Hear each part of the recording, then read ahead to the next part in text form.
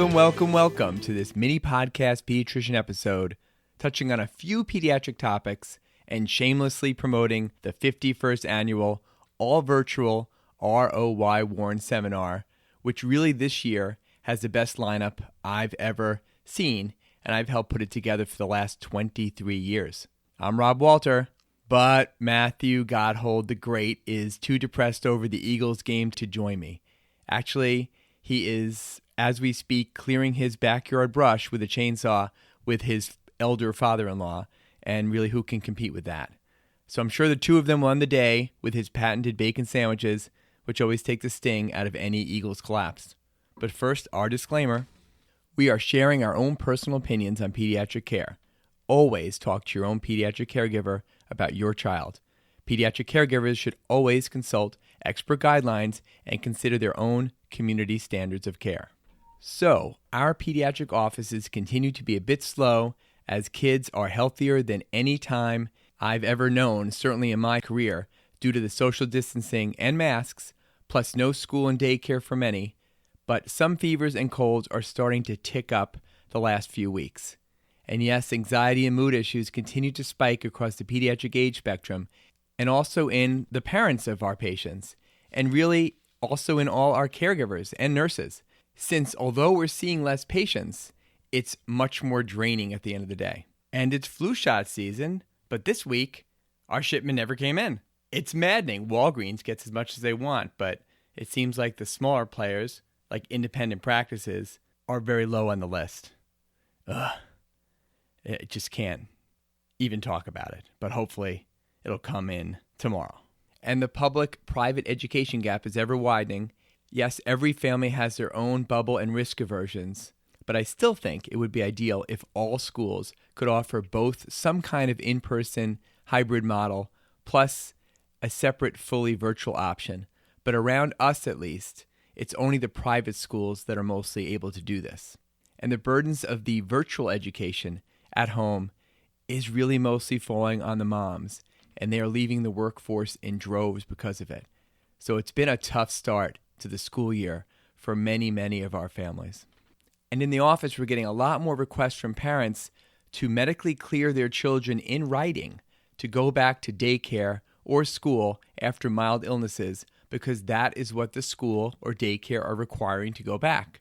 Many of us use the Washington University guidelines for children who are symptomatic but have no COVID-19 exposure. And in that algorithm, COVID-19 is considered unlikely if they only have one low-risk symptoms, such as a fever, chill, rigor, or headaches, or myalgias, muscle pain, or a sore throat, or runny nose congestion, or nausea, vomiting, diarrhea. Now, in reality, most kids who have one of those symptoms will have at least one more of those symptoms. And in those guidelines, if you have two of those mild symptoms or any high-risk symptoms such as shortness of breath or cough or new loss of taste or smell, then the child should be evaluated and likely get tested. Again, if they only have one low-risk symptom and it goes away in 24 to 48 hours, those guidelines say that they could go back to school or daycare right after it finishes, except again, most of these schools and daycares want us to write a note of medical clearance. And for myself, and I think most of my colleagues, we're not comfortable signing a note medically clearing a child that we have not seen. Now, we can write that the family reports that the child had one mild symptom and that it's all better within 48 hours and that by these guidelines they can go back without a visit to us. But that is usually not good enough for most daycares or schools to consider true medical clearance.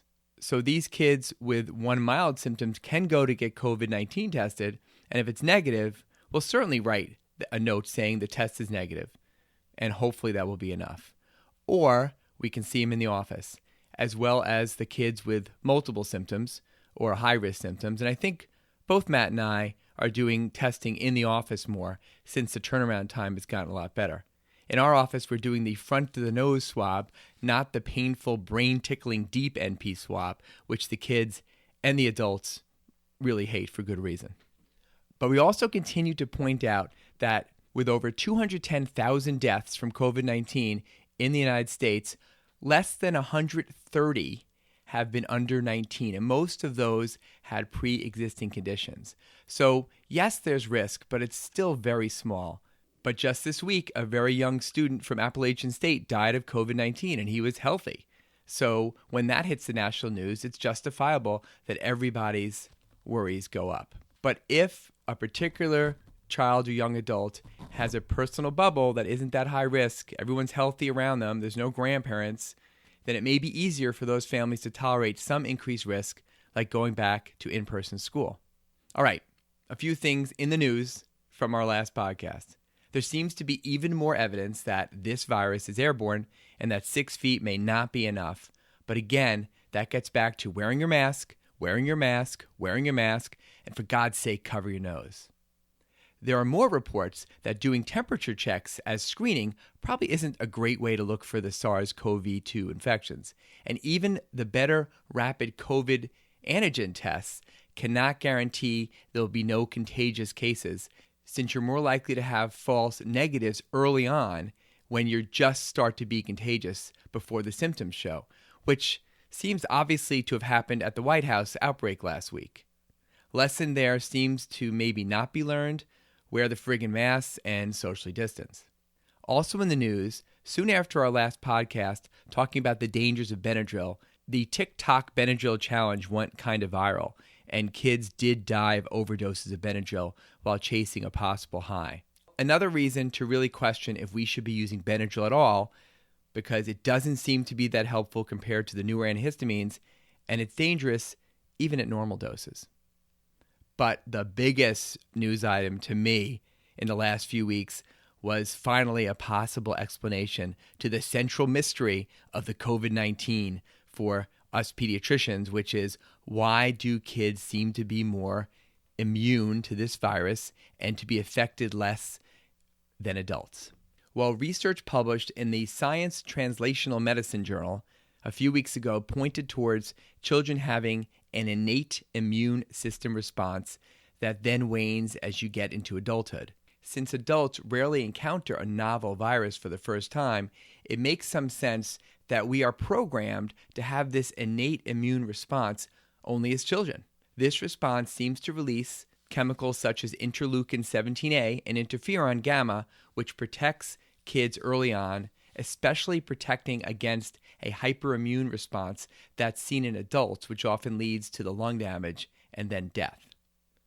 Now, a few early theories of why kids were more protected also seem to have been debunked. One was that since kids see more common colds caused by coronavirus earlier on and more recently, then they're better prepared for this novel coronavirus. Another theory was that kids just made more antibodies to viruses from the get-go than adults. But both of these do not seem to be true. So we get back to kids having this innate immune system response. And it's postulated when they grow up having been exposed to this novel coronavirus that they will age out of any susceptibility to this virus later. So great news for them, less so for us adults. Okay, finally, we pivot to the shameless plug for the 51st annual Robert O.Y. Warren Memorial Virtual Seminar held Wednesday, November 11th from 8 a.m. to 3:30 p.m., wherever you have Wi-Fi and a good computer screen. Yes, for only $70, you get a full day of cutting-edge conference talks with questions and answers hosted by yours truly. Now, I should say, if you go or not go, I don't get anything more for it. So really want to make this a good conference, but I have no financial incentive to do so. The Robert O.Y. Warren Seminar is the longest continuing pediatric conference in the Brandywine Valley, and it's always been a nice way to connect with fellow pediatric caregivers in the area, and this year especially. I think our ties have never been stronger than during this pandemic. As a community, private practice pediatrician, I certainly understand the sacrifice of taking a whole day off from caring for children, and all I can say is that it will be worth it, even a half day. The conference is geared to experienced pediatricians, family practitioners, nurse practitioners, PAs, nurses, and yes, savvy parents with pearls and information you can use the next day in your office. And best of all, no PPEs are needed.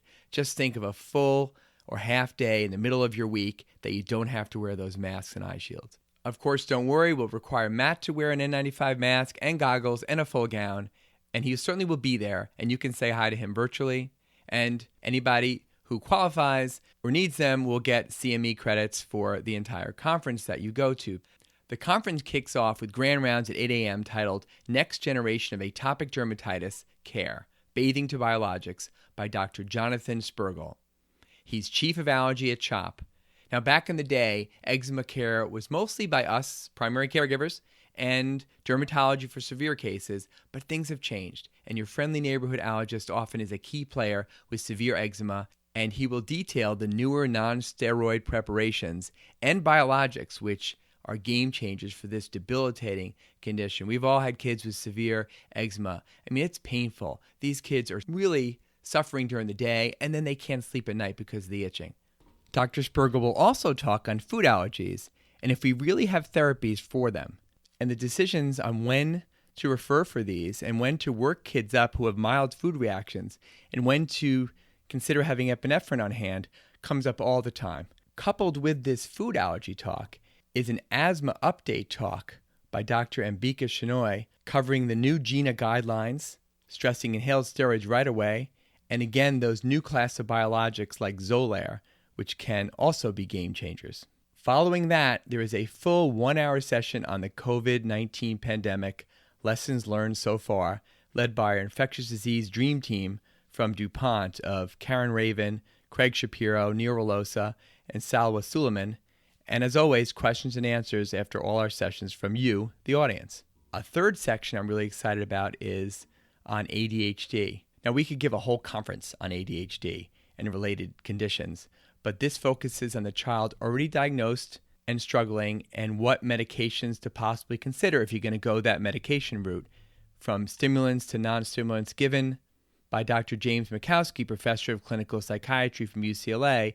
And really, he's going to just give you his thoughts on which directions to go to, how he would start the different medications, and tips we can use in our office when we're considering medication for our patients. Coupled with that is our very own Colleen Cullinan, psychologist extraordinaire, who will give a talk titled Smart and Scattered, Understanding Executive Functioning Skills, giving us tips on helping many of these patients and families in non-pharmacologic ways.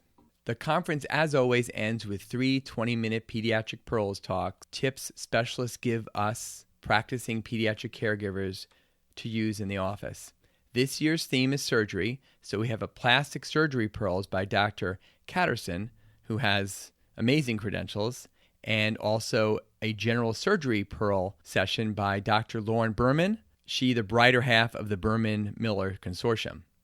And lastly, orthopedic pearls by Dr. W. Stewart McKenzie, who also happens to be my ex-patient, which bottom line means I'm getting really, really old. Now, the fun part here is that I do have some nice anecdotes of him growing up and even a few embarrassing pictures given to me by his mentor in orthopedics and father, Dr. Will McKenzie, and his mom. So go to pedsuniversity.org, that's PEDSUNIVERSITY.org, and click on the Robert O.Y. Warren Memorial Seminar and register for the conference, which goes from 8 a.m.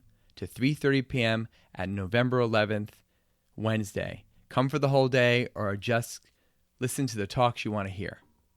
When you do sign up, put in podcastpediatricians@gmail.com as your secondary email, and you will definitely get a personal shout out during the conference from me, and maybe even an autographed picture of Matt. So what better reason to sign up?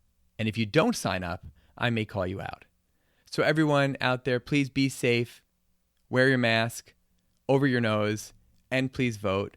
Can't wait to see you November 11th at the seminar, and we're working on our next episode of the podcast. So from Matt Gotthold, I'm Rob Walter. Good night, Moon.